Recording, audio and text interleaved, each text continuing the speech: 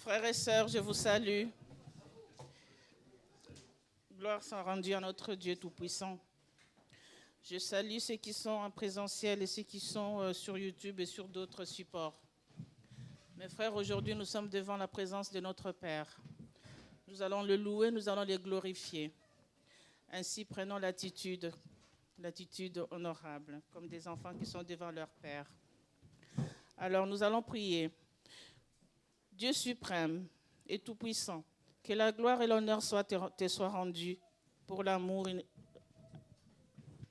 incomparable que tu as envers nous. Tu nous aimes, mon Dieu. Tu nous aimes de tout ton cœur. Tu as choisi de nous redonner ton souffle de vie ce matin, malgré nos manquements. Seigneur, notre joie est profonde. Tu nous invites en ce jour à changer de vie, à abandonner nos mauvaises habitudes pour revenir à toi. Père, nous sommes faits de chair fragile. Nous succombons souvent au piège de l'ennemi. Dans ta miséricorde, Seigneur, pardonne-nous. Donne-nous la force de briser les barrières qui nous maintiennent dans le péché, afin que nous puissions dorénavant mener une vie chrétienne agréable à tes yeux, que nous puissions porter les fruits d'une véritable conversion. Père, ouvre nos cœurs à ta parole, qu'elle soit la lampe à nos pieds et notre guide. Aide-nous à vivre ta parole et à la partager. Aide-nous, Seigneur, à avoir un comportement digne de l'évangile du Christ, afin que par notre manière de vivre, tes enfants égarés reviennent à toi. Seigneur Jésus, nous ne sommes rien, nous ne pouvons rien. Donne-nous ta grâce. Augmente notre foi, Seigneur, et fais de nous des ouvriers de la dernière heure. Mon Dieu, mon roi, tu nous aimes tellement. Je te présente cette église, je te présente ceux qui sont présents et ceux qui sont sur YouTube et d'autres supports, Dieu Tout-Puissant. Voilà, pour la gloire de ton nom, nous sommes en ces lieux. Parce que tu es là, parce que ta présence est là, nous t'honorons, mon Dieu, nous élevons nos voix vers toi. Nous savons que tu nous entends. Merci, Seigneur, pour ces moments merveilleux que tu as gardés pour nous, pour ces moments que tu nous offres, parce que tu as permis que nous soyons là. Merci à nos frères et sœurs qui nous visitent. Merci à notre Père et le frère qui va nous guider ce matin et qui va partager la parole avec nous. Soyez bénis au nom de Jésus-Christ. Amen. Amen. Merci Julie. Merci Julie. Je vais vous inviter à prendre, que vous soyez debout ou assis. Est-ce qu'on peut prendre un passage dans la parole pour introduire ce temps de louange ? Je vais vous inviter à prendre dans le Nouveau Testament Éphésiens. On va aller dans la lettre de Paul aux Éphésiens, au chapitre 1. Éphésiens 1. Éphésiens 1. Éphésiens 1. Éphésiens 1. Non, 1. Verset 3, s'il vous plaît. Là, s'il y a quelqu'un qui me demande encore, je ne répète pas. Au chapitre 1 et verset 3. Voilà ce qui est dit. Sous l'inspiration du Saint-Esprit, voilà ce que Paul dit. Il dit « Béni soit Dieu, le Père de notre Seigneur Jésus-Christ, car il nous a comblés de toute bénédiction de l'Esprit dans le monde céleste en raison de notre union avec le Christ. Béni soit Dieu parce qu'il nous a bénis. » C'est ça que ça veut dire. Béni soit Dieu, Seigneur, nous sommes venus te bénir ce matin. C'est ça que ça veut dire. Nous sommes venus bénir ton nom. Nous sommes venus dire du bien de toi. Nous sommes venus dire tout l'amour que nous ressentons vis-à-vis de toi. Esprit, âme et corps. Parce que nous sommes venus adorer Dieu, esprit, âme et corps. Il n'y a pas juste le corps, l'âme ou l'esprit, c'est notre être tout entier qui adore Dieu ce matin. C'est ce à quoi le Seigneur nous invite en tout cas. Peut-être que pour certains, c'est plus compliqué parce que la tête est prise par plein de sujets, plein de préoccupations, mais tu es invité, je suis invité, nous sommes invités en tant qu'enfants de Dieu à bénir Dieu, à dire du bien de Dieu, esprit, âme et corps. Le premier chant qu'on va prendre va dire « Bénis l'Éternel mon âme ». Et je trouve que c'est intéressant qu'il s'adresse à l'âme, parce que l'âme, c'est le siège des sentiments, des pensées, de la volonté. Et c'est souvent là c'est un peu compliqué. Dans les raisonnements, dans la sensibilité, dans les émotions. C'est souvent là que c'est un petit peu compliqué et qu'il faut rappeler à son âme « Bénis l'Éternel ». Parce qu'il te veut du bien, parce qu'il t'a déjà fait du bien. Nous ne sommes pas là pour demander que Dieu nous bénisse, parce qu'il nous a déjà bénis. Nous sommes déjà bénis. Le fait de connaître Dieu, d'être déjà, d'avoir eu cette révélation et qu'on ait répondu favorablement à l'amour de Dieu, c'est déjà une bénédiction parce qu'on vit déjà des choses avec Dieu. On a déjà la promesse de l'éternité avec lui. Amen. Je ne vais pas être plus long, mais c'est vraiment pour qu'on puisse converger vers le même but. On est invité à la même chose ce matin. Oui, on a tous des vies compliquées, différentes, etc. Oui, c'est vrai, c'est évident. Mais on est ensemble pour la même chose ce matin. Convergeons ensemble et que nul ne se sente mis de côté. Si tu sens que ton frère ou ta sœur a besoin ou la personne à côté de toi a besoin d'être soutenue, soutiens-le. C'est pour ça qu'on se réunit. Soutiens-la. OK ? Bénis l'Éternel, mon âme. Sois émerveillé. Sa fidélité ne dépendra pas des circonstances. Si vous voulez prendre des percus, vos mains, ce que vous voulez, on va louer le Seigneur ensemble.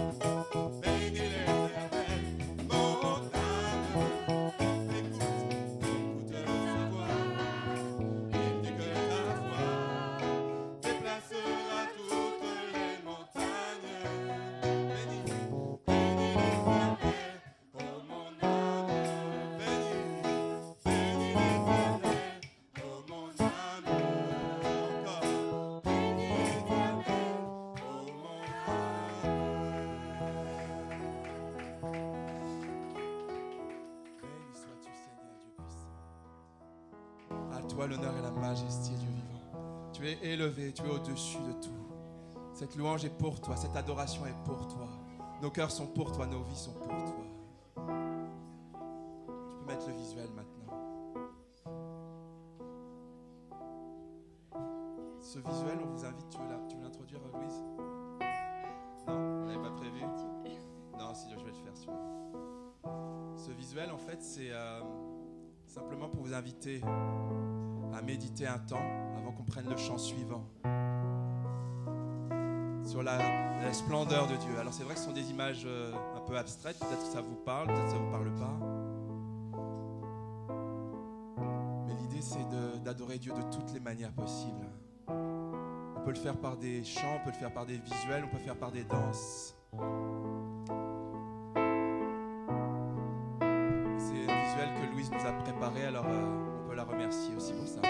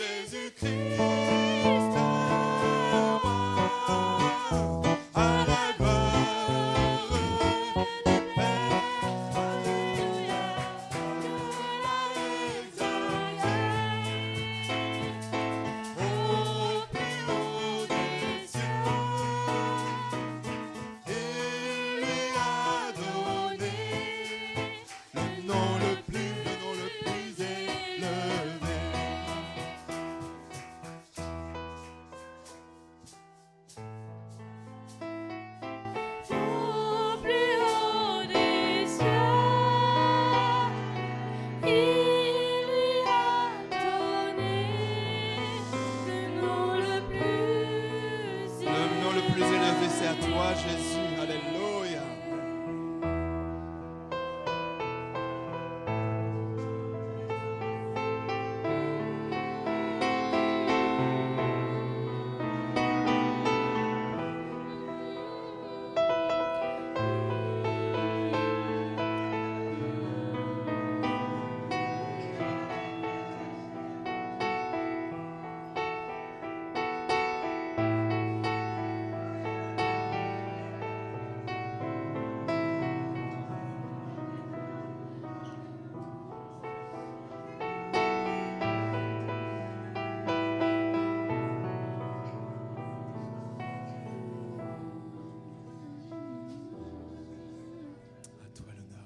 Seigneur Dieu. Nous te rendons gloire ce matin parce que tu es Dieu et tu règnes au-dessus de tout et de tous. Seigneur, c'est toi qui es à l'origine de tout ce qui est bon. Et c'est pour ça que ce matin, nous voulons nous réjouir de pouvoir être là, quelles que soient les circonstances de nos vies. Nous sommes là. Nous sommes au bon endroit, au bon moment pour faire la bonne chose, pour fixer nos yeux sur toi. Alors c'est ce que nous voulons continuer à faire encore pendant ce culte, le reste de ce culte. C'est garder les yeux fixés sur toi, Seigneur. C'est toi qui es à l'origine de la foi. Et c'est toi qui nourris la foi. Alors continue à nourrir notre foi, qu'elle soit grande ou petite, peu importe. Tant qu'elle existe, elle ne demande qu'à grandir. Alors merci d'être là ce matin par ton esprit et de toucher nos cœurs à tous. Au nom de Jésus, Amen. Amen. Merci Seigneur. Je vous invite à prendre place. Je t'ai béni ce matin par ce temps de louange parce que j'ai aimé la diversité. Il y a eu des chants, il y a eu des prières, il y a eu des lectures bibliques, il y a eu des visuels. C'est bon ça. Nous avons un Dieu créatif, n'est-ce pas? Donc c'est important aussi que nous soyons créatifs dans notre manière d'adorer Dieu. Et puis Georges disait aussi en introduction que c'est important de venir en soumettant toutes nos pensées à Dieu, parce que parfois on peut être ici physiquement et on peut avoir les pensées préoccupées, corps, âme et esprit, ça veut dire entièrement dans la présence de Dieu. Et tu disais, Georges, aussi que parfois on peut avoir nos pensées comme bloquées, comme freinées, et qui fait qu'on n'est pas libre de penser à Dieu, de se concentrer sur Dieu. C'est vrai. Et parfois on peut aussi avoir le corps bloqué, vous savez. Parfois dans la louange, des fois on n'ose pas trop s'exprimer, on ne lève pas trop les mains, on n'ose pas trop se déplacer, on n'ose pas trop danser, alors que notre corps aussi, il peut adorer Dieu tout simplement, n'est-ce pas? Moi, ce que j'ai aimé aussi au Tchad, il y avait toujours un moment dans la louange, je ne dis pas qu'il faut faire la même chose, hein. Tout de suite je tiens à le dire, on peut faire la même chose si on le veut, il n'y a pas de problème, mais il ne s'agit pas de modéliser ce que font les autres, simplement on parle de diversité. Et ce que j'ai aimé quand j'étais au Tchad, dans le culte, c'est que le moment venait à chaque fois où il y a des frères et sœurs qui se levaient, qui venaient devant, il y avait un peu plus de place qu'ici, qui venaient devant, et puis qui se mettaient en rond, et puis qui commençaient à danser ensemble pour adorer Dieu. Et on les voyait aussi qui se cherchaient les uns les autres pour danser ensemble dans la complicité de l'adoration. Et franchement, j'ai aimé ça. J'ai aimé ça parce qu'il y avait de la joie, parce qu'il y avait de la liberté, parce qu'il y avait de la simplicité. Et c'est bon aussi d'adorer Dieu avec notre corps, avec nos membres, avec tout ce que nous sommes, n'est-ce pas? Alors je sais que dans certaines cultures, on est plus à l'aise que dans d'autres, peu importe, mais autorisons-nous de le faire tout simplement. Amen. On peut aussi adorer Dieu par nos témoignages, raconter les bonnes choses que Dieu a faites. Et c'est ce que va faire Samuel ce matin. Samuel, viens me rejoindre s'il te plaît. Voilà, parce que Dieu est bon dans nos vies à tous et dans la vie de Samuel aussi. Alors Samuel va nous raconter comment Dieu lui a montré qu'il était bon. Tiens, viens me rejoindre à côté. Un micro pour toi. Dieu est bon. C'est une bonne nouvelle, Samuel, non?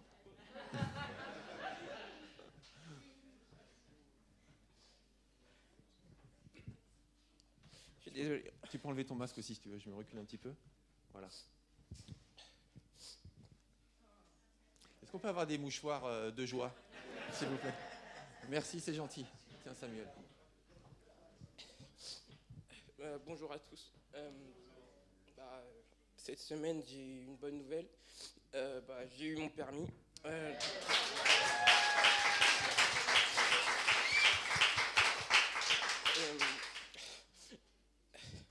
Ça a été les 4 mois les plus difficiles de ma vie.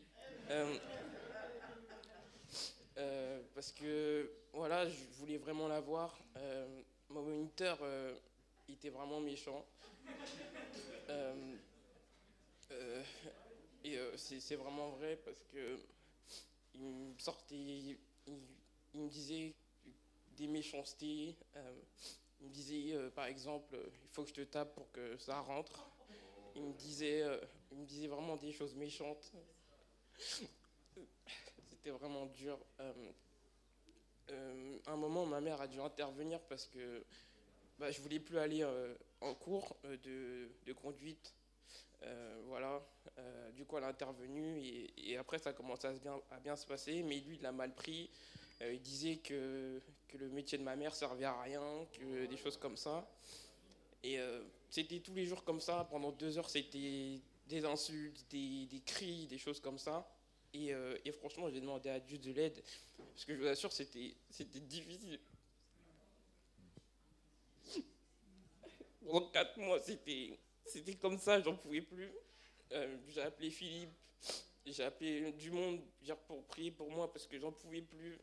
Et puis, voilà, j'ai dépassé mercredi. Voilà, ça s'est bien passé. Il n'y a eu aucun problème. Il n'a pas touché le volant, ni les pédales, tout ça et tout. Et franchement, je remercie Dieu parce que voilà, il m'a envoyé que de la haine, des choses comme ça. Le moniteur m'a envoyé que de la haine et moi j'ai répondu par le silence. Voilà, j'ai pas cédé à la haine. Voilà, ce qu'il n'a pas compris le moniteur, c'est que moi j'étais avec Dieu et que j'étais dans l'équipe gagnante et que voilà, il pouvait rien m'arriver, que j'étais sûr de gagner. Mais voilà, franchement, dernièrement il a revu ma sœur en lui disant oui que voilà Samuel ceci cela. Mais franchement, aujourd'hui, je m'en fiche. Franchement, voilà, il peut avoir que de la haine, des choses comme ça. Moi, ce qui me fait plaisir, c'est il soit pas content. Moi, c'est pas mon problème. Et puis, voilà, je remercie tous ceux qui ont prié pour moi. Et puis, franchement, il y aura toujours des gens comme ça dans votre vie qui vont vouloir vous rabaisser, des choses comme ça. Mais sachez que nous, on a un Dieu grand et que avec Dieu, rien n'est impossible et qu'on gagne toujours. Voilà.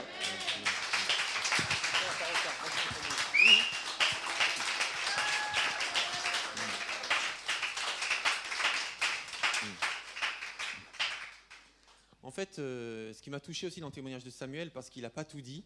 Alors, l'histoire est longue. Hein. Il m'a dit aussi, je peux témoigner, mais donne-moi 20 minutes. Okay.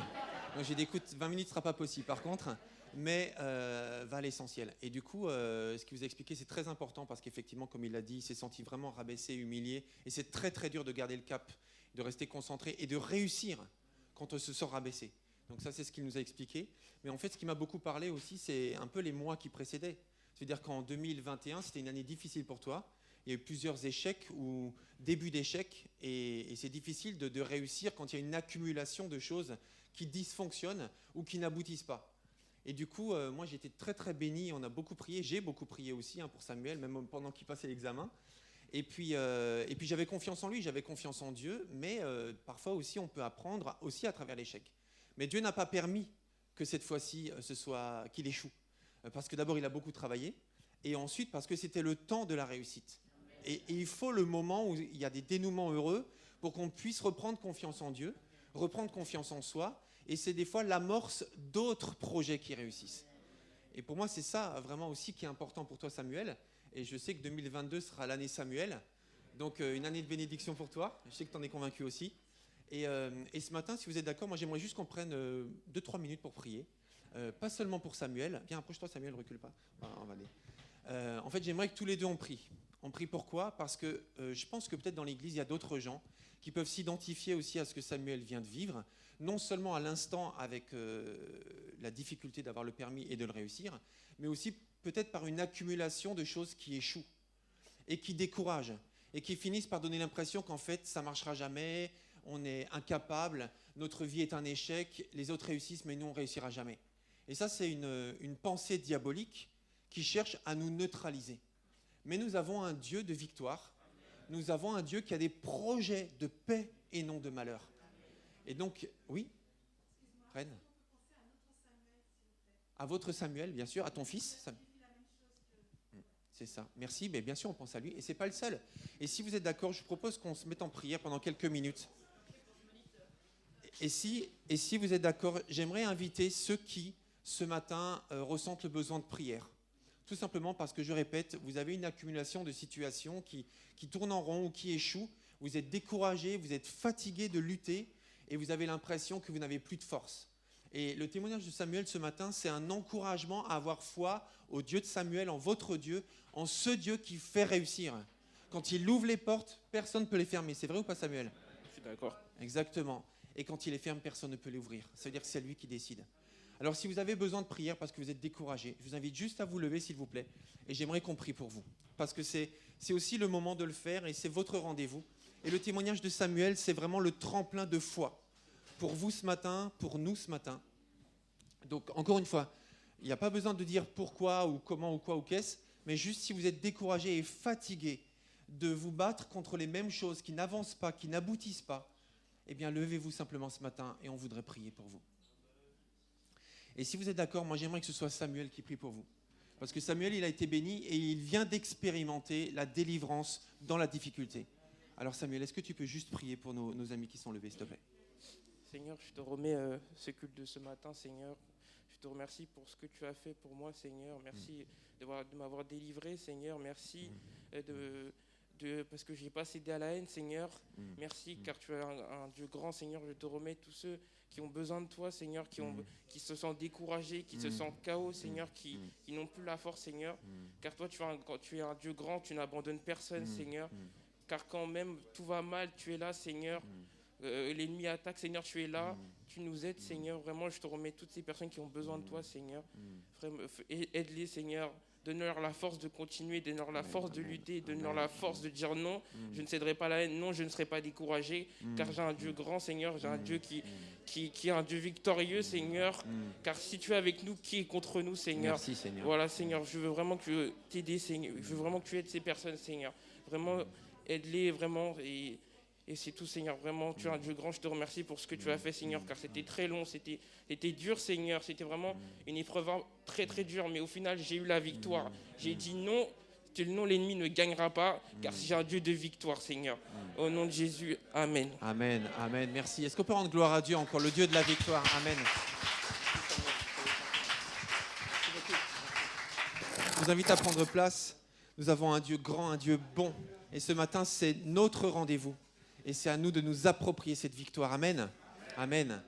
Eh bien, les bonnes nouvelles ne font que commencer, puisque je suis très heureux d'accueillir ce matin mon frère, le pasteur Edmond Mfoumou, avec son épouse. Soyez les bienvenus tous les deux. Est-ce qu'on peut les accueillir chaleureusement? Je t'invite à me rejoindre. Voilà, c'est notre bien-aimé. Il est aussi le papa de Nadège. Ça fait déjà plusieurs fois qu'il vient au milieu de nous pour prêcher, nous apporter la parole. Donc on est très heureux de t'accueillir ce matin. Et merci d'être là, tout simplement, pour nous partager ce que le Seigneur a mis sur ton cœur. Voilà, mon frère. Voilà. C'est bon. Ça va? Alors, si ça peut aller, donc, je bénis le Seigneur donc d'être là, de partager avec vous ce que le Seigneur a mis dans mon cœur. Mais c'est vrai qu'aujourd'hui, c'est le temps de l'informatique, de tout le reste. Bon, de ce côté-là, je ne suis pas aguerri. Je bénis le Seigneur, je vais m'y mettre. Je vais m'y mettre parce que je me rends compte effectivement que c'est difficile d'avancer si on n'a pas ces bases-là. Mais bon, donc, pardonnez-moi. Si là, moi, j'écris à la main et puis voilà. Voilà, je continue à écrire à la main, j'écris à la main et tout est écrit à la main pour moi. D'accord, amen. Voilà. Avec un stylo, oui.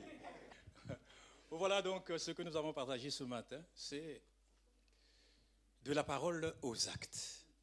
Nous bénissons Dieu. Mais je vais prier le Seigneur avant de commencer. Je te rends grâce et gloire, Père souverain, Créateur du ciel et de la terre, je bénis ton saint nom. Je magnifie ton saint nom, je glorifie ton saint nom. À qui irai-je? C'est toi qui as les paroles de la vie éternelle, Seigneur. C'est sur ta grâce que je compte, Seigneur. C'est sur ton amour que je compte et sur ton Saint-Esprit. Conduis-moi par ta grâce, Seigneur, afin que j'y sois sensible et que je puisse parler selon toi. Que ma chair se taise, Seigneur, que ton Saint-Esprit prenne toute la place. Que nous puissions partager ce moment, mon Dieu, pour glorifier ton Saint-Nom, glorifier Jésus au milieu de nous. Nous te bénissons au nom de Jésus. Amen. Amen. Voilà donc la parole que nous allons partager se trouve dans l'Évangile selon saint Matthieu, au verset 21, donc du verset 28 au verset 32. C'est ce que nous allons partager. Moi, j'ai la version en Louis II. Si vous avez une autre version, mais je crois qu'il n'y a pas de contradiction, on va mieux se comprendre, on va bien se comprendre. Il est écrit ici que vous ensemble, un homme avait 2 fils. Et s'adressant au premier, il dit: mon enfant va travailler aujourd'hui dans ma vigne. Il répondit: je ne veux pas. Ensuite, il se repentit et il alla. Au verset 30, s'adressant à l'autre, il dit la même chose. Et ce fils répondit: je veux bien, Seigneur. Et il n'alla pas. Lequel des deux a fait la volonté du Père? Une question. Ils répondirent: le premier. Et Jésus leur dit: je vous le dis en vérité, les publicains et les prostituées vous devanceront dans le royaume de Dieu, car Jean est venu à vous dans la voie de la justice et vous n'avez pas cru en lui. Mais les publicains et les prostituées ont cru en lui, et vous, qui avez vu cela, vous ne vous êtes pas ensuite repentis pour croire en lui. Voilà donc le texte de notre méditation, de notre partage en ce matin, puisque j'aime partager avec vous. La dimension qui est là, il y a là trois personnages. Trois personnages, il y a le Père qui parle à ses deux fils. Voilà. Donc aujourd'hui, ce matin, c'est ces trois personnages-là qui vont nous enseigner ce matin. Et au travers de ce personnage-là, qu'on puisse peut-être se reconnaître aussi. Et puis prendre des décisions qui sont très importantes dans nos vies. Voilà. Nous ne sommes pas là pour juger qui que ce soit, non. Puisque la parole de Dieu est là pour pouvoir nous enseigner. Par le témoignage de ce qu'ils ont vécu, nous sommes enseignés et nous vivons différemment par la grâce de Dieu sans pouvoir les juger. Amen. Bon, donc nous allons voir le premier. Que dire, puisque la question qui est posée ici, que vous ensemble, ce qui veut dire que pensez-vous de ceci? Donc alors, que dire du Père? On va commencer par le Père. Que dire du Père? Voilà. Non, là c'est... Voilà. Que dire du Père? Vous conviendrez avec moi par rapport à ce que nous avons lu, que c'est un bon Père. Non? Vous êtes d'accord avec moi? Voilà. Un bon Père. Puisque nous voyons là les qualités. C'est un Père aimant. Est-ce que d'accord? Il est aussi attentif. Est-ce que vous êtes d'accord avec moi? Très bien. Donc on avance. J'ai dit qu'il est généreux. Ça vous dit? Il est généreux. Mais je vais l'expliquer plus loin. Et vous comprendrez pourquoi je dis qu'il est généreux. Un généreux, c'est quoi? C'est celui qui a des sentiments désintéressés et qui donne largement. Peut-être que là aussi, on peut se retrouver. Mais j'ai le temps quand même de me rattraper pour pouvoir éclaircir cette pensée-là. Toujours, nous sommes que dire du Père. Donc, dans ses attitudes, ce que j'ai marqué attitude. Ce Père-là, qui est là, il ne commande pas ses enfants. Mais il s'approche, puisque s'adressant, il s'approche vers ses enfants pour pouvoir leur parler. Il ne commande pas. C'est un Père qui est là. Il ne commande pas. Je dis il ne commande pas. C'est pour que nous soyons interpellés nous-mêmes quand nous sommes dans nos maisons en tant que père. Parce que ça pouvait être aussi une mère. Comment nous nous comportons? Parce que c'est ça l'intérêt. C'est regarder au travers de ces personnages-là et être interpellés nous-mêmes par rapport à ce qu'ils ont fait. Béni soit l'Éternel qu'ils ont agi. Aujourd'hui, nous avons des témoignages qui peuvent nous servir pour pouvoir nous corriger et nous améliorer dans nos vies. Vous êtes d'accord avec moi? Voilà, il ne commande pas, lui. Mais il s'approche. Il parle à ses enfants. S'adresse à ses enfants. Et il parle avec affection. Pourquoi? Parce qu'il dit, mon enfant, mon fils. Regardons comment nous parlons à nos enfants. Peut-être usant de l'autorité parentale. Nous élevons la voix. Combien de parents ont oublié l'affection à leurs enfants? Bon, oui, ils ont des prénoms. Raphaël, puisque c'est mon petit-fils. On dira Raphaël, Raphaël. Mais c'est lui, le papa, qui dira mon fils, Raphaël. Est-ce qu'il y a une différence? Raphaël, c'est pour tout le monde. Ceux qui sont dans la rue. Oh là là, moi, comme je marche. Ceux qui sont dans la rue. Raphaël. Raphaël. Et le papa. Mon fils, Raphaël. C'est pas différent?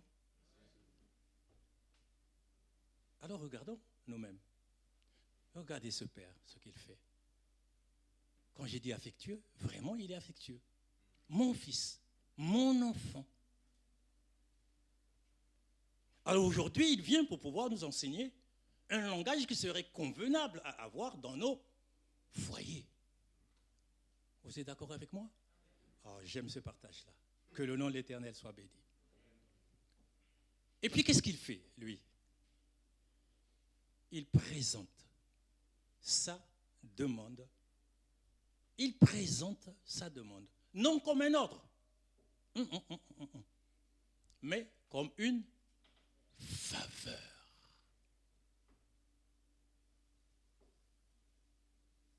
Il présente sa demande pas comme un ordre, parce qu'il ne commande pas, mais comme une faveur. Travailler dans sa vigne. C'est une quoi? C'est une mission de confiance. Il fait confiance. Voilà. Et donc la dimension qui est là, puisque c'est une mission de confiance. Et je dirais encore, mes amis, la vigne, donc vous savez que c'est le peuple de Dieu. Dans Ésaïe chapitre 5, vous allez regarder la vigne, c'est le peuple de Dieu. Même dans Jean chapitre 13 aussi, parle de la vigne, le vigneron et tout le reste. Ça, vous savez. Mais c'est une dimension de confiance. Et quand nous regardons aujourd'hui, mes frères et sœurs bien-aimés dans le Seigneur, Dieu ne nous confie-t-il pas une mission de confiance dans l'Église, dans son œuvre? Il faut que nous réalisons ça. Dieu est un Dieu de confiance. Quand il nous parle, quand il nous exhorte, il nous fait toujours du bien. Nous l'avons dit. C'est une mission de confiance. Toi aussi. Dieu veut te confier pour ceux qui n'ont pas encore appelé. Mais pour ceux qui sont appelés, Dieu te confie et t'a confié une mission de confiance. Donc accomplis cette mission avec fidélité. Il nous demande de nous engager dans son œuvre. Il nous demande de nous engager dans l'Église. Nous ne pouvons vivre sans Dieu, vous le savez très bien. Mais je parle du Père ici, je reviens encore sur ce Père. Voilà encore une belle exhortation où je parlais de la générosité du Père. Sa générosité. Voilà. Regardez le cœur de ce Père-là. Ici même, sa générosité apparaît comment? Comment on peut dire? Il accepte, ce Père-là, sans s'indigner, le refus du premier fils. Vous êtes d'accord avec moi? Quel est le père qui va accepter que son enfant dise oh. Ah, mes amis, mais nous sommes devant ce père-là. C'est là où j'ai parlé de la générosité du père, qui témoigne du cœur qu'il avait. C'est un témoignage du cœur qu'il a, ce père-là. Parce que ce cœur-là, il est là pour encaisser une souffrance qui pouvait s'exprimer. Mais il n'a rien dit. Nous sommes des parents, là, nous tous. Beaucoup. Nous avons des enfants. Aujourd'hui, nous-mêmes aussi, nous étions enfants. Et quand nous regardons aujourd'hui nos enfants réagir à notre attitude, nous nous projetons aussi comment nous avons réagi dans le temps quand nous étions enfants à l'égard de nos parents. Quel enseignement, mes amis, j'en ai reçu moi-même. Et que vous en recevez, vous aussi certainement. Combien de pardons demander à Dieu?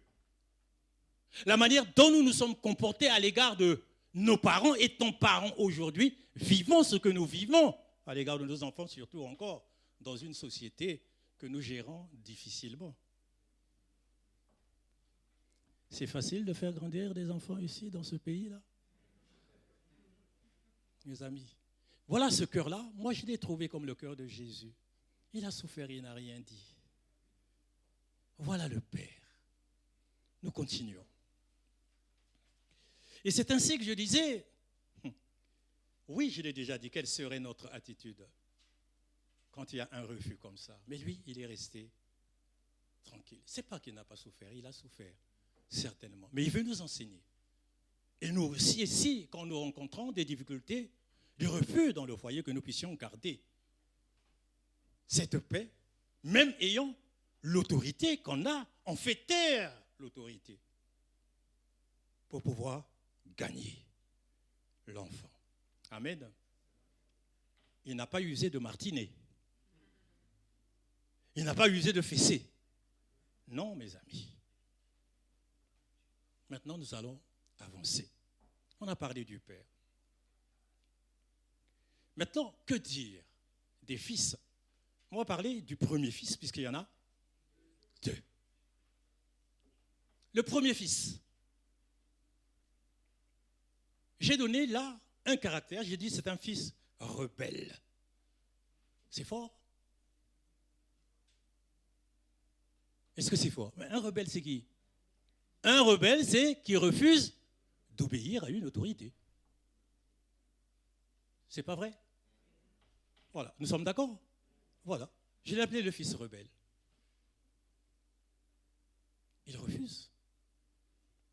Pourquoi? Parce que nous regardons dans le verset. Voilà, parce que j'essaie de concilier là et là, ici. Alors, donc, il faut que ça aille correctement. Bon. Ah oui. Par contre, il me semble que oui, j'ai réussi. Hein. J'ai réussi. Alors, donc, quand nous regardons au verset, nous repartons dans notre texte de base, au verset 28. Qu'est-ce qu'il dit, lui? Il y a un mot. Je ne veux pas. Ah, je n'ai pas envie, même chose. Ça ne m'est. Mais voilà. Mes choses, mes amis. Je ne veux pas. Je n'ai pas. Mais quel toupet, dirons-nous. Comment on peut répondre à ses parents de cette manière-là? Quel toupet. Est-ce que c'est vrai? Est-ce que c'est vrai? Je peux me le permettre? Quand je dis je peux me le permettre, entre guillemets, je peux me le permettre. Oui, c'est-à-dire quand on regarde vraiment l'attitude, on se dit, mais quand même, c'est fort. Waouh! Puisque maintenant les enfants disent waouh! Non, c'est le langage des enfants. Waouh! Donc c'est. Je ne veux pas.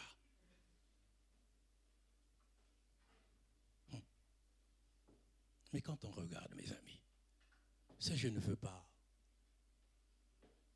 Et nous, n'avons-nous pas un jour opposé à Dieu un je ne veux pas?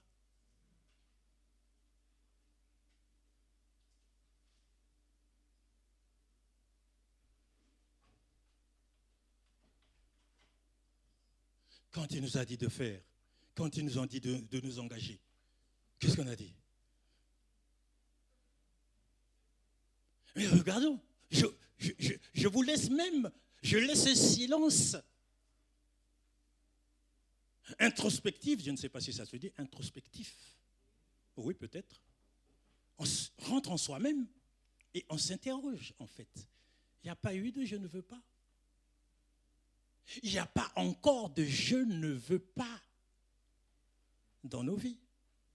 En ce matin même où nous sommes dans la maison du Seigneur, je n'ai pas envie. Quand il a eu besoin de toi, quand il t'a appelé, quand il fallait agir, on dit que je n'ai pas envie. Mais ce n'est pas moi. Appelle l'autre. Pourquoi moi? Et pourquoi pas l'autre? Il n'y a jamais eu un je ne veux pas dans vos vies.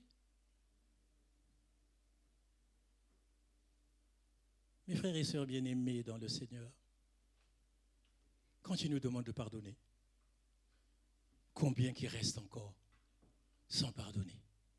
Quand il nous demande d'aimer, simplement, c'est difficile. Pourquoi? Parce qu'il m'a fait ça. On est tellement égocentrique. On a notre moi. Mais tu ne peux pas imaginer la souffrance qu'il m'a faite. Mais non, ce n'est pas le moment. Surtout pas, ne me parle pas de ça. N'est-ce pas, je ne veux pas. On est loin de ce premier fils-là. Si nous regardons, très bien.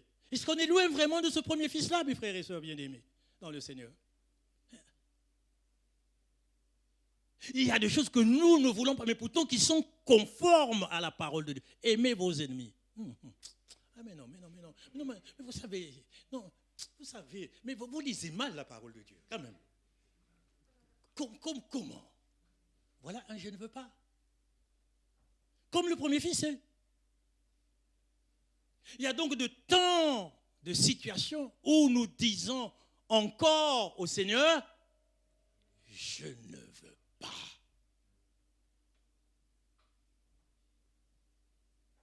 Alors la question qui se pose en ce matin, vas-tu demeurer dans cette situation de je ne veux pas? Donc voilà ce que l'Esprit nous dit en ce matin. Vas-tu demeurer dans cette situation de je ne veux pas? Veux-tu demeurer dans cette situation de je ne veux pas?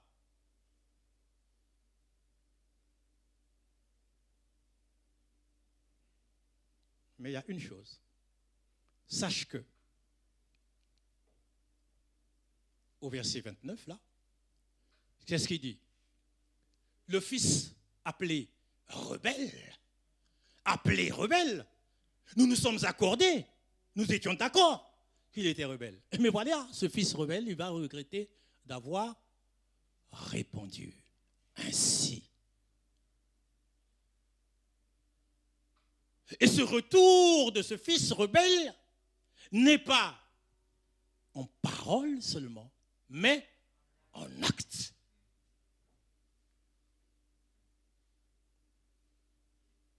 Et aujourd'hui, l'interpellation, c'est ça. En acte.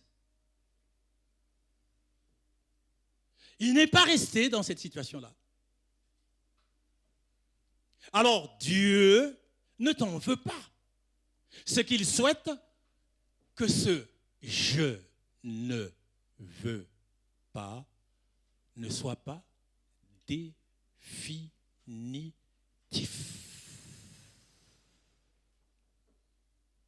C'est ça.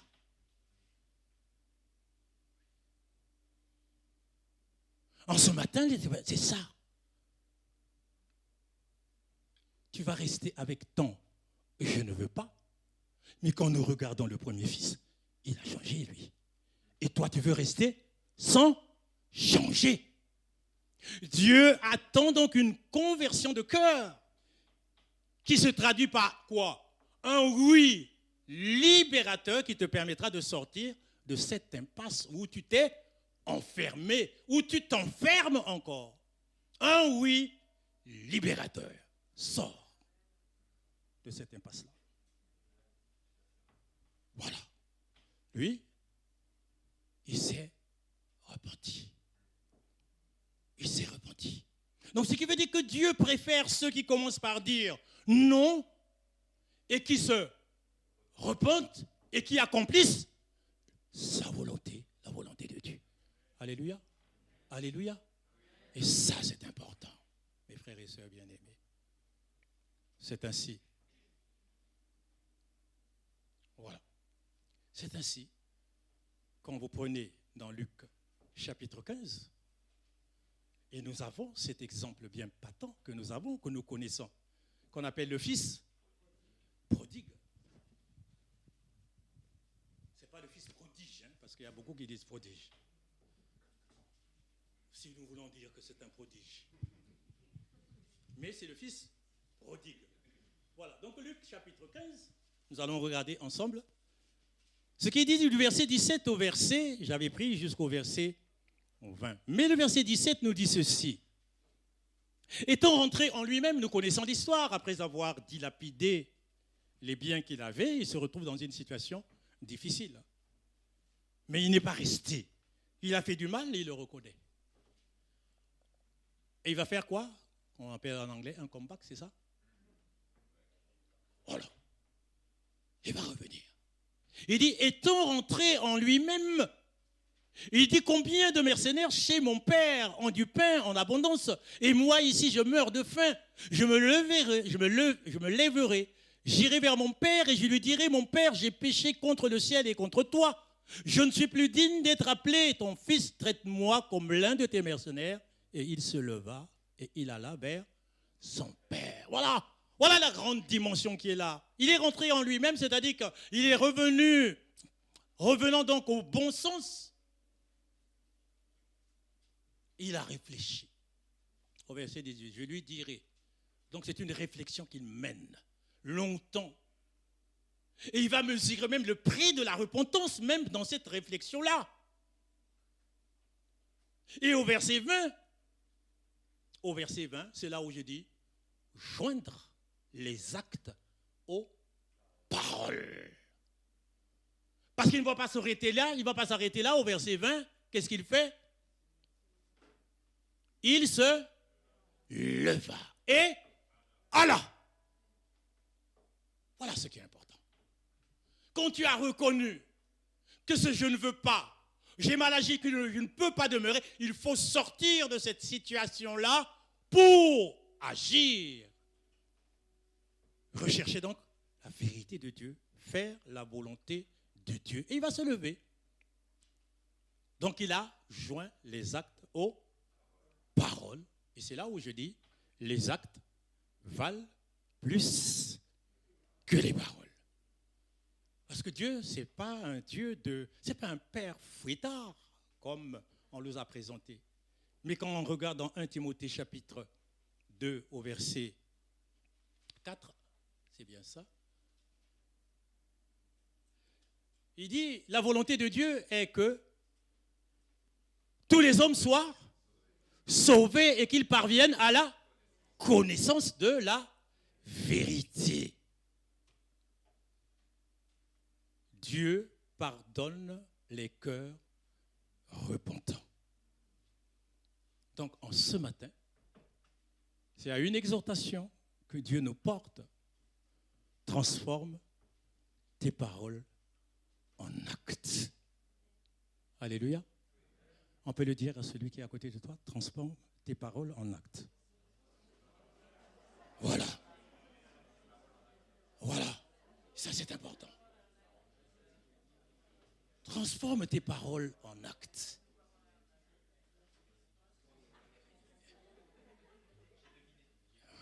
Et nous allons progresser.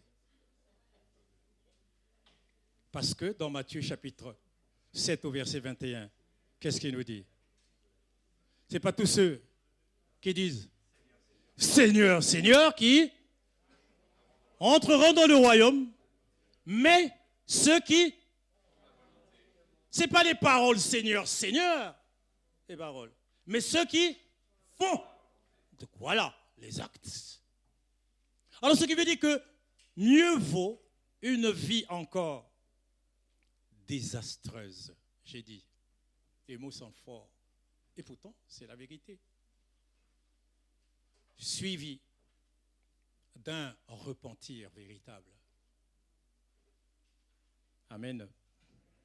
Qu'un cœur hypocrite, affichant une belle façade, sans faire ce que Dieu demande. Mon frère, ma sœur, par la repentance et la foi, la voie du Seigneur est ouverte à tous, quel que soit notre passé.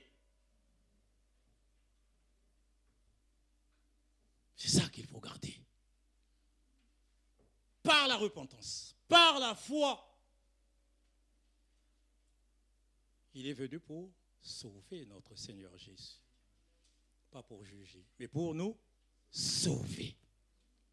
Voilà donc, nous allons progresser.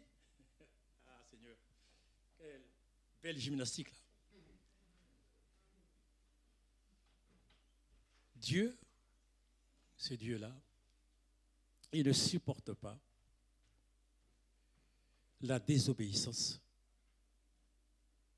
camouflée en belles paroles.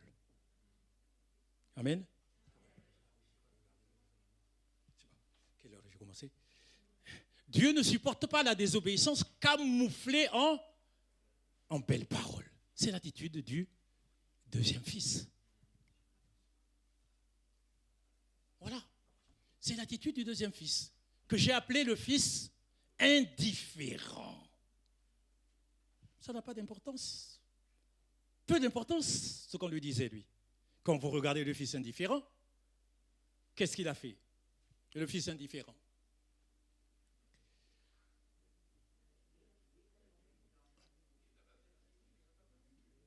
Voilà, donc je crois que je suis à la... Ah, avec ça. Ouais, c'est bien ça? Voilà. Donc quand on regarde, lui, le fils indifférent, qu'est-ce qu'il a fait? On lui a dit. Il dit oui. Je veux bien, mais il n'est pas parti. Mais ne nous pressons pas de le juger. Mes frères et sœurs bien-aimés, ne nous pressons pas. Et combien de fois nous-mêmes, nous avons dit je vais faire. Je vais faire. Et puis, nous ne l'avons pas fait. C'est vrai ou faux? C'est faux. Ah, mes frères et sœurs bien, vraiment, Dieu est fort, hein? Et nous disons oui, oui, je vais faire. Mais non, on n'a pas fait. Il ne suffit pas de dire que je vais faire, je vais agir, encore faut-il le faire. C'est ce qu'on appelle quoi? La procrastination. Faire des choses. On tarde de faire. On tarde de faire. Ah, demain on fera. Demain on fera. Demain on fera. Mais non, mes amis, la procrastination, c'est celle-là. Que de bonnes intentions. On a eu des bonnes intentions. Quand on entend même l'Esprit de Dieu qui nous a parlé, mais on n'a pas fait. Au moment où Dieu t'attendait, tu as pris ton temps. Tu as dit à Dieu, attends. C'est pas ce qu'il a fait, le deuxième fils. C'est ce qu'il a fait, mes amis. Dieu n'aime pas un oui de façade, comme je vous l'ai dit, qui ne trouve aucun écho dans nos actes. Aucun écho dans les actes. Et c'est ainsi. Voilà, pardonnez-moi, il faut que je vois la ligne. Où est-ce que j'en suis pour bien cliquer? 10. Ouais. C'est le 10 qui est là. Bien sûr. Mais c'est bien tout ça là. Ça me donne de pouvoir voilà, m'améliorer et je m'améliorer. Voilà. Voilà, donc c'est ça en fait. Donc je crois que j'ai ce verset que je dois repartir en arrière un peu. Voilà, donc je repars en arrière. Ah Seigneur. Alors donc je disais, Dieu n'aime pas des oui de façade. Non, qui ne trouve aucun écho dans nos actes. Donc j'ai pris Ecclésiaste chapitre 5. Ecclésiaste chapitre 5. Mon frère Philippe, tu vas m'excuser parce que je n'ai pas regardé le début, à quel moment j'ai commencé. Je n'ai pas regardé. Mais je vais terminer là bientôt. Ecclésiaste, donc chapitre 5, le verset 3 au verset 6. Qu'est-ce que nous dit la parole de Dieu? Donc, c'est bien là? Voilà. Donc, nous dit quoi, la parole de Dieu? C'est important ça. Moi-même, je cherche Ecclésiaste, je ne l'ai pas là, en face. Quoique je ne peux pas lire d'ici, je ne peux pas lire ce qui est là-bas, mais je l'ai ici, merci Seigneur. Il dit ici, le Seigneur nous dit ici, merci Seigneur, lorsque tu as fait un vœu à Dieu, ne tarde pas à l'accomplir, car il n'aime pas les insensés. Accomplis le vœu que tu as fait, mieux vaut pour toi ne point faire de vœu que d'en faire un et de ne pas l'accomplir. Et bon, nous sommes dans ce cadre-là. Mes frères et sœurs bien-aimés dans le Seigneur. Quand tu fais un vœu, tu l'accomplis. Ce qui veut dire que Dieu, ce qu'il recherche pour nous, c'est quoi? L'aussitôt. L'aussitôt de Dieu. L'aussitôt de Dieu, c'est aussitôt même, quand Dieu te parle, tu agis. Ce que nous allons regarder dans... L'apôtre Paul l'a fait. Une fois qu'il a été converti, l'apôtre Paul... Actes des Apôtres, chapitre 9, au verset 20. Regardez, l'aussitôt, j'y vais vite. rapidement, aussitôt. C'est ça que Dieu veut. Tu tardes, le temps passe. Tu n'es plus dans le temps de Dieu. C'est fini. Parce qu'au moment où il avait besoin de toi, c'est en ce moment-là qu'il fallait réagir. Tu as perdu du temps. L'apôtre Paul aussitôt, donc au Actes des Apôtres 9, verset 20, nous dit ici, au verset 20, ouais, c'est bien ça, verset 20, Saul resta quelques jours avec les disciples qui étaient à Damas et aussitôt il prêcha dans les synagogues que Jésus-Christ est le Fils de Dieu. L'aussitôt, l'apôtre Paul l'a manifesté aussi. Quand l'Esprit de Jésus l'a empêché d'aller en Bithynie, maintenant qu'il a eu le songe avec le Macédonien, qu'est-ce qu'il a fait? Automatiquement, il a réagi. Il n'a pas attendu. Donc, c'est Actes des Apôtres, chapitre 16, au verset 10. Si vous regardez, c'est l'aussitôt. C'est ça que Dieu veut. C'est ça que Dieu recherche. C'est pas grave, ça. Actes des Apôtres, chapitre 16, au verset 20. Voilà. Oh, ça, c'est pas grave, ça. Je me retrouverai. Merci beaucoup. Il est écrit ici, au verset 20. Non, pardon, au verset 10. Voilà. Au verset 10. Merci. C'est que vous suivez. Ah là là. Après cette vision de Paul, nous cherchâmes aussitôt à nous rendre en Macédoine, concluant que le Seigneur nous appelait à y annoncer la bonne nouvelle. Voilà. L'aussitôt, c'est ça que Dieu recherche. Alors, pour nous, enfants de Dieu, qui avons dit un jour oui au Seigneur, qu'en est-il aujourd'hui de nos actes? C'est aujourd'hui que le Seigneur a besoin de toi. Mais ce n'est pas demain. Donc aujourd'hui, quand il te parle, à l'instant même, tu dois comprendre que c'est le temps de Dieu et partir. Donc, concrétiser l'intention à l'acte. Amen. Et puis, donc, pour terminer bientôt, merci.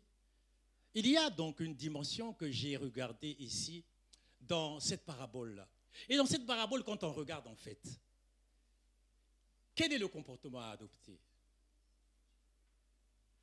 pour les deux fils-là? Il y a deux fils qui sont là. Regardons le comportement. Quel serait le comportement exemplaire pour nous dans cette parabole-là? Le premier fils ou le deuxième fils? Qui opte pour le premier fils? Qui opte pour le deuxième fils? Qui opte pour le deuxième fils? Le premier fils, qui? Voilà. Le deuxième fils, qui? Ah.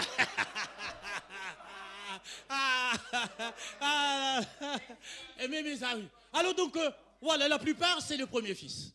Mais non, mes amis. Et non. Il n'y a pas de troisième. Hein? Voilà. Bon, mais ce que nous devons comprendre, mes amis, je vais terminer. Voilà ce que Dieu veut nous montrer dans cette parabole. Ni l'un, ni l'autre fils n'a un bon comportement. Le premier, il parle faussement, tandis que le deuxième agit faussement. Regardez bien. Le premier, il parle faussement. C'est pour cela qu'on a mis un point d'interrogation là. Le deuxième agit faussement.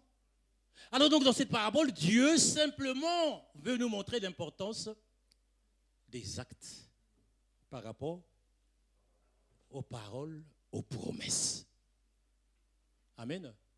Mais je reviendrai simplement sur le fils indifférent parce que ce sera l'objet de ma prière. Ce fils indifférent, il n'a pas compris que le Père lui faisait une faveur en le rendant participant à son propre projet. Amen. Voilà, donc j'ai fini. Donc ma prière, c'est quoi? Merci Seigneur, en ce matin, de nous rendre participants à ton projet. Apprends donc à chacun de nous, aujourd'hui, à accorder nos actes au désir que nous avons de te plaire. Amen. Sois béni, Seigneur, au nom de Jésus. Amen. Merci de m'avoir écouté.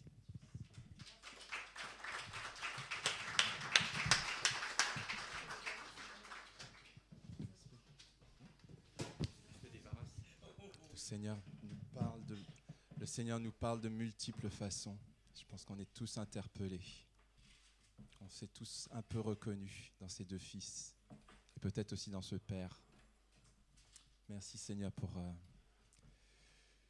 ce que tu touches nos cœurs et tu parles par ton esprit. Tu parles avec puissance. Merci.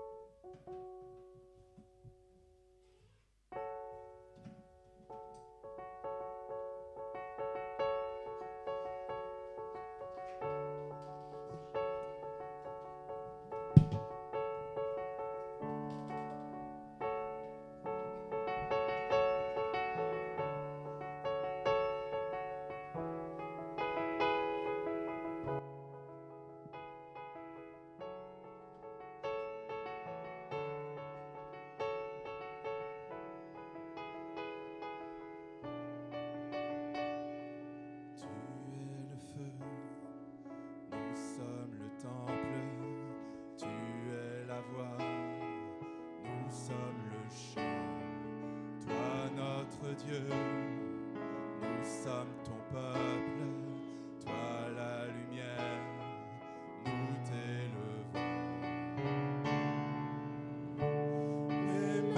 Émerveillés par toi,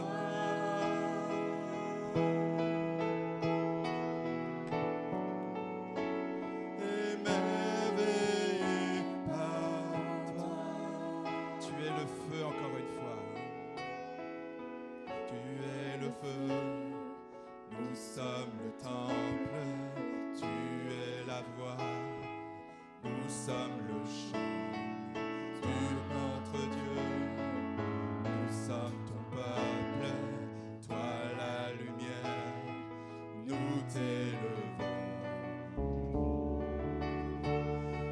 Émerveillés par toi.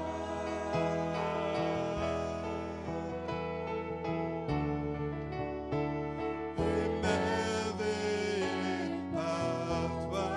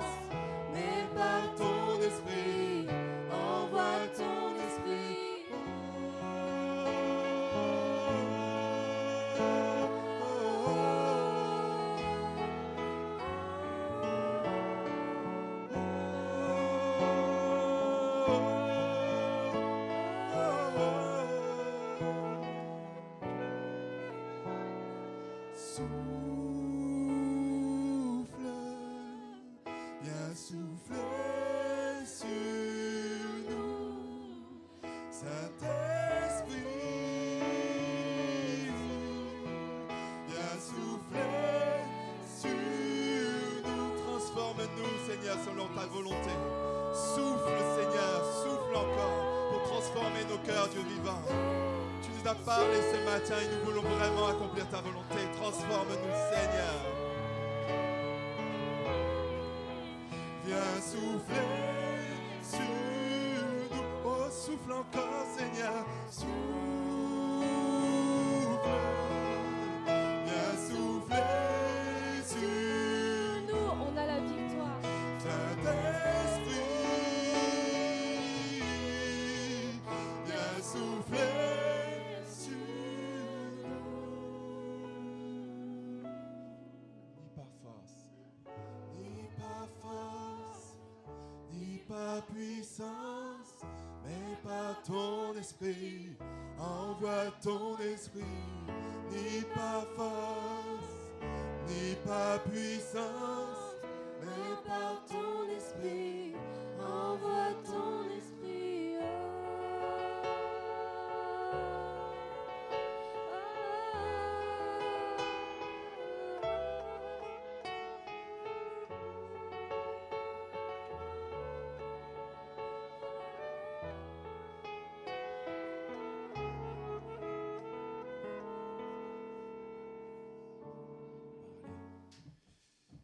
Je pense que c'est bon de se laisser remuer par la parole de Dieu. Ça veut dire qu'elle fait son effet. Et notre Dieu nous dit que sa parole ne retourne pas à lui sans avoir produit tout l'effet qu'il attend. J'entends des pleurs, nous entendons des pleurs, nous entendons des repentances, nous entendons des pardons. Il y en a qui s'expriment, il y en a qui sont dans le cœur, dans le secret. Plusieurs ont été remués, j'ai été remué. Et c'est bon qu'on soit remué par la parole de Dieu. C'est très bon parce qu'il est dit dans la parole, dans une lettre des Corinthiens que Paul a adressée, il dit que la tristesse qui est bonne aux yeux de Dieu produit un changement d'attitude. Elle produit une repentance qui conduit au salut et qu'on ne regrette pas. Elle dit que la tristesse du monde, elle produit la mort, mais la tristesse de Dieu, elle produit la vie. La tristesse de Dieu produit la vie, la tristesse du monde produit la mort. Alors si tu es triste, si tu pleures, si tu te repens ce matin, si moi je me repens ce matin, c'est très bon. C'est très bon parce que Dieu veut la vie pour toi et pour moi. Alléluia. Viens toucher ma vie. On va terminer avec ça ce matin. Viens toucher ma vie.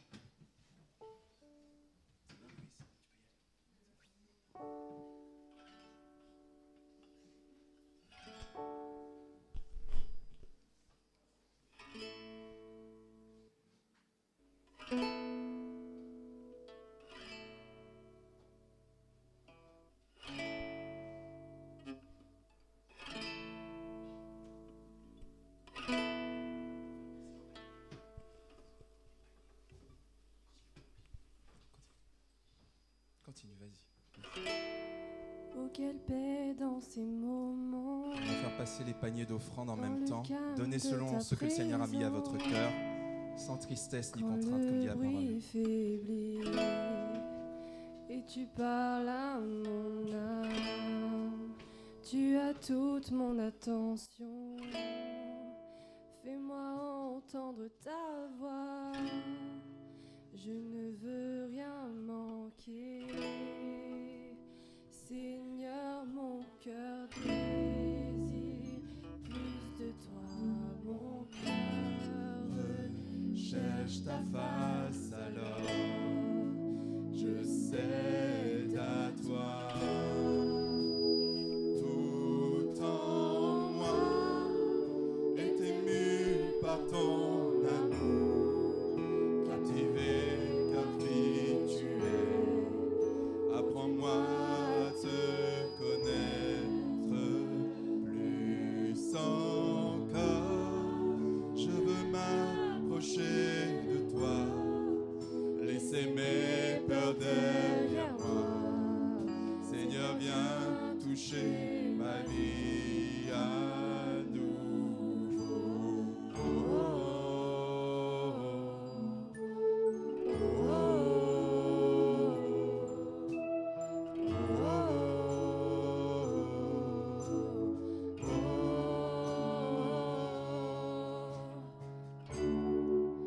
Comme le soleil à l'aurore, comme la brise dans la nuit, ta paix me restaure, tu me donnes la vie.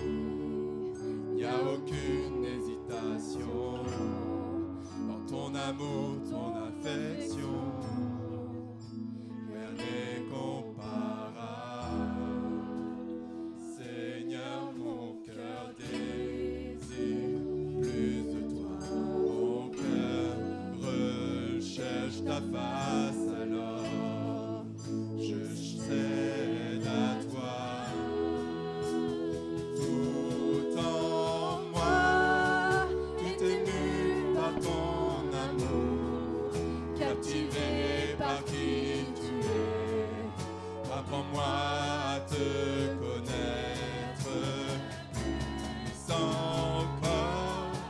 Je veux m'approcher de toi. Laisse mes peurs derrière moi.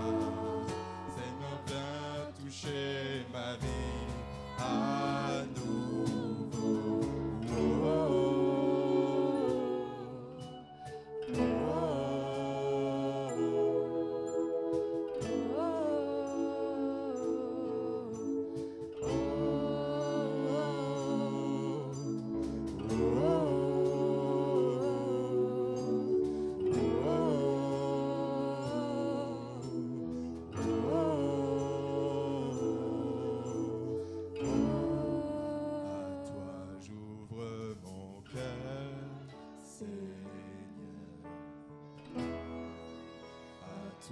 j'ouvre mon cœur à jamais.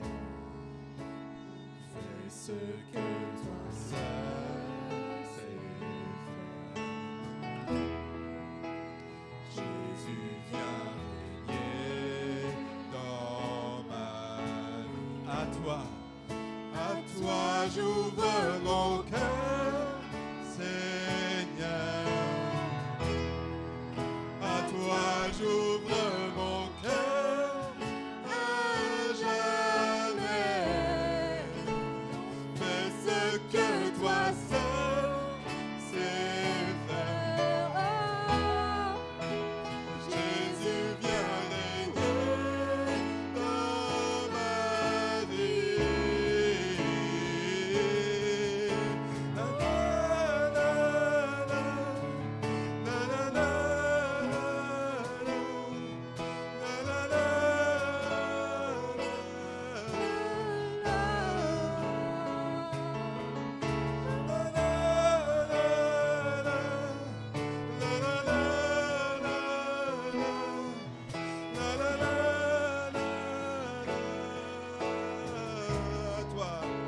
Tout en moi est ému par ton amour, captivé par qui tu es.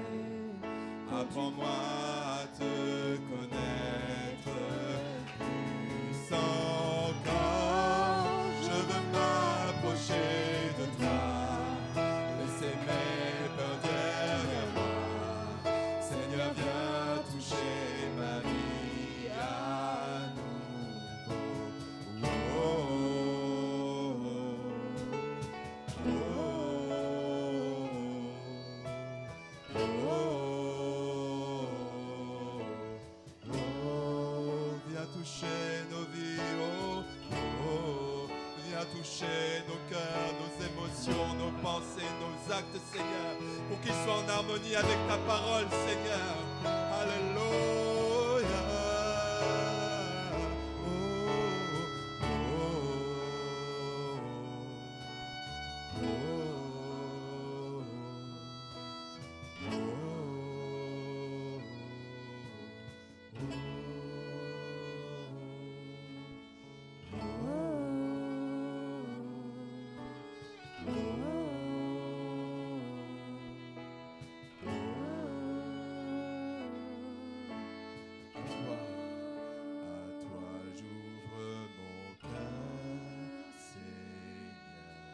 pour les cœurs qui s'ouvrent ce matin.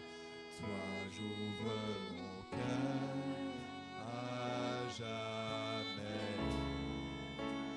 Fais ce que toi seul sais faire. Jésus, viens régner dans ma vie. À toi, j'ouvre mon cœur, Seigneur. Toi, j'ouvre mon cœur à jamais. Tout ce que toi seul sais faire. Jésus, viens régner dans ma vie.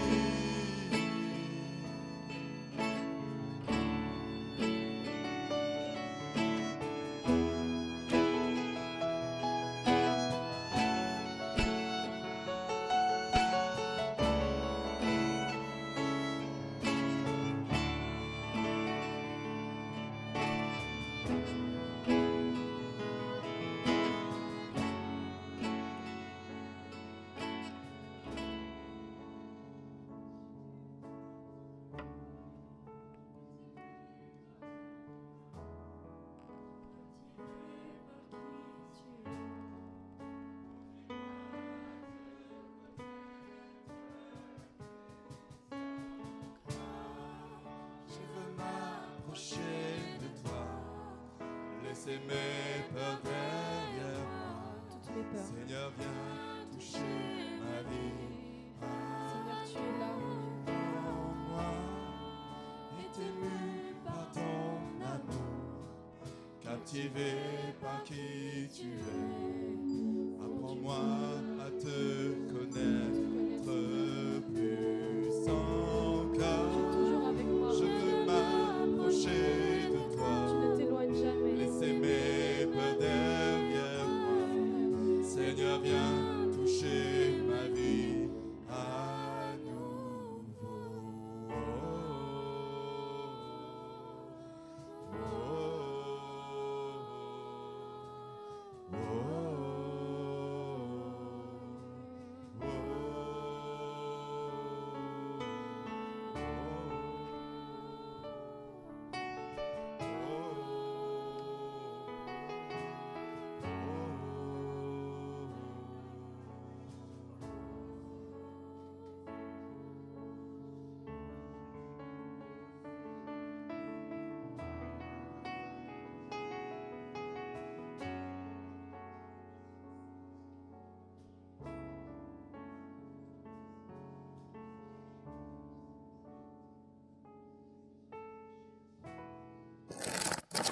Amen. C'est un encouragement à la foi et à l'espérance. Et je pense que ce matin, on a expérimenté l'harmonie aussi. L'harmonie de l'esprit dans la louange, dans la prédication, dans le témoignage, dans les appels. En fait, on est venu dans ce culte ce matin, on a expérimenté l'harmonie que l'esprit produit dans la communauté chrétienne. Et c'est ça qui m'a marqué ce matin, en fait. Donc, je bénis le Seigneur parce qu'il sait ce qu'il fait. Et je pense que c'est ça la normalité de l'Église. C'est l'harmonie, tout simplement, de l'esprit. La parole qui dit qu'il y en a un qui prie, il y en a l'autre qui pleure, il y en a un qui chante un cantique, voilà. Mais que l'esprit parle, tout simplement, par les uns et par les autres. Et encore une fois, nous avons un Dieu créatif. Donc laissons à l'esprit l'occasion de parler aussi à travers nous. Amen. Amen. Je vais laisser la place à Sarah pour les annonces. C'est aussi un moment par lequel Dieu parle, tout simplement, pour nous donner des éléments importants pour la suite. Donc, du coup, les paniers sont passés. Donc, juste vous rappeler que notre projet social de l'Église en partenariat avec Espéry 95 est toujours en cours. Donc, vous avez les bacs, comme Nadège nous a rappelé, on a déjà ramené 7 boîtes. Donc, continuons. Nous bénissons toutes ces familles à travers nos dons et à travers notre cœur, notre obéissance, de pouvoir servir, de bénir ceux qui en ont besoin. Donc, continuons à travers cette collecte. Donc, ce sera jusqu'au mois de mars et les bacs sont derrière. Donc, cette semaine, non, j'ai oublié quelqu'un, Manouchka. Donc, je vais laisser la place à Manouchka concernant notre AG que nous avons eu au mois de janvier. Donc, elle va faire une petite synthèse.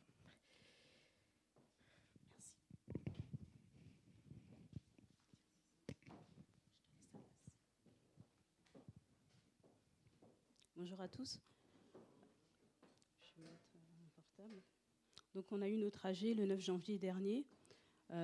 Juste pour vous donner les points clés de cet AG et pour vous informer aussi qu'en fait, le compte-rendu qui vous avait été adressé, je crois que c'était fin janvier, par Sarah, est disponible dans l'église. Pardon, je vois Thierry qui me fait signe. Donc, il est disponible dans l'église juste derrière. Donc, je suis ici juste pour vous rappeler les points clés de l'AG pour ceux qui n'ont pas pu lire ce compte-rendu ou qui n'ont pas pu participer à notre AG.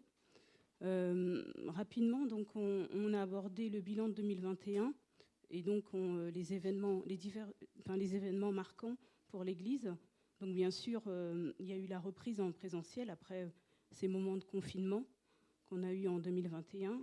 On a aussi eu la campagne de 40